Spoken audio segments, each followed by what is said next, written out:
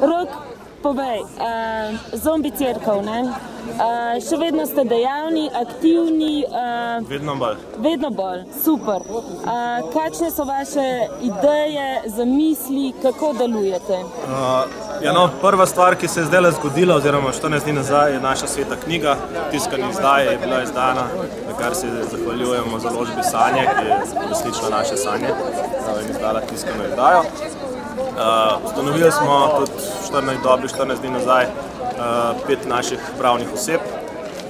Cerkev lahko ustanavlja svoje pravne osebe in smo dobrodelne ustanovili v vseh področjih, se pravi Hiša dobrote v Novi Gorici, potem smo za anonimne alkoholike smo ustanovili v Mariboru, ustanovili smo Čezvesoljski pisker, ki je krovna organizacija za vse dobrodelne organizacije naše cerkve, in pa še v Kopru pa v Brežicah. Mi smo mašno turnejo zdajle, izidu naše svete knjige, tako da smo hodili malo po naši ljubi deželici in širili našo vero. Tako da se dogaja na čisto vseh področjih. Imeli smo, v tem letu se tudi ogromno zgodilo, smo imeli istospolne poroke v Zagrebu, imeli smo klasične poroke, imeli smo že tudi ločitev, prvo cerkveno, tako da se dogaja vseeno. In na čim bazirate? Na medsebojni pomoči, na solidarnosti in da opozarjate na nepravilnosti? No, mi damo moralne sodbe in moralne nauke dajemo, mi smo cerkev. Mi pač je naša moralna dolžnost, da pač povemo, kaj je narobe oziroma kaj se nam zdi, da je bilo prav. Zdaj je pa temelj naše dejavnosti pa seveda dobrodelnost, pa da ne diskriminiramo. Se pravi, tako ko smo danes šli in policiste blagozvoniti in protestnike, bomo vedno, ker pač ne eni, ne drugi niso krivi za stanje v naši državi tako, kot je, ampak so drugi, v hramu korupcije so krivi, niso ljudje, ni Janez Novak kriv za to. Se ti zdi realno v kapitalizmu pričakovati drugačno situacijo, kot jo imamo?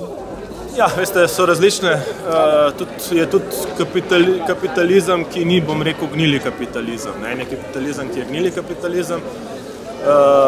Sigurno je v kakšnem, bom rekel, človeku prijaznem socializmu lepše živeti za večino ljudi. Zdaj, problem, ki ga ljudje morajo premagati, je najprej v njihovih glavah. Kaj se ti zdi, da je problem v glavah? Jaz sem danes zelo vesel zaradi enega razloga. Kljub temu, da je tukaj recimo 150 ljudi, so ljudje, ki vedno hodijo. Vsakega skoraj poimensko poznam, zato ker so ljudje, ki so od samega začetka tukaj, ki hočejo nekaj spremeniti. In spremenil se nikoli ne bo, če ni malo ljudi, lahko vedno spremeni svet. Ne spreminjajo to množice. Množice pač, bom rekel, grejo, iščejo pot čim boljšemu življenju. Torej neka osebna drža, nek osebni zgled lahko potegne za sabo množico. Seveda. Vi morate pač, če sami niste pripravljeni na žrtvovanje, ne morate to drugih potem pričakovati. Je nemogoče, oziroma je hinavsko.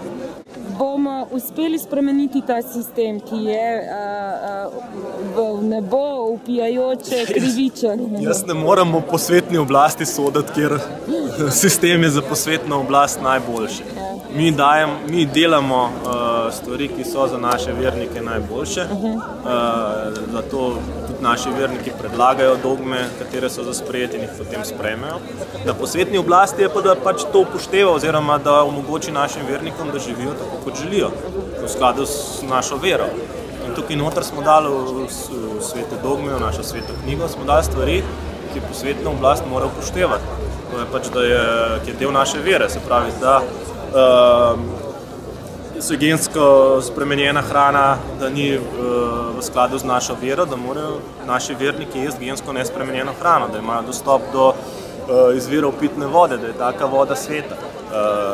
Cel kup stvari je noter, ki urejamo z dogmami. In v posvetni oblasti je, da to našim vernikom omogoči. Ker veste, vi ste v bolnici ali pa ne vem, v domovu za ostarele, mora posvetna oblast, ki je posredni lastnik vseh teh državnih objektov, pa mora omogočiti hrano, ki je v skladu z vašo vero. Ampak politika zatrjuje, da hrana polita s pesticidi, z dodanimi aditivi, gensko spremenjena hrana je popolnoma varna in zdrava. To nima veze. Tudi če je to ni v skladu z našo vero. Vi, če ste musliman, pač ne boste svinjine jedli. Tukaj je isto. Če ste musliman, ne smejo dati svinjine v bolnicah, če je to v nasprotju z vašo vero. Koncilij je potrdil.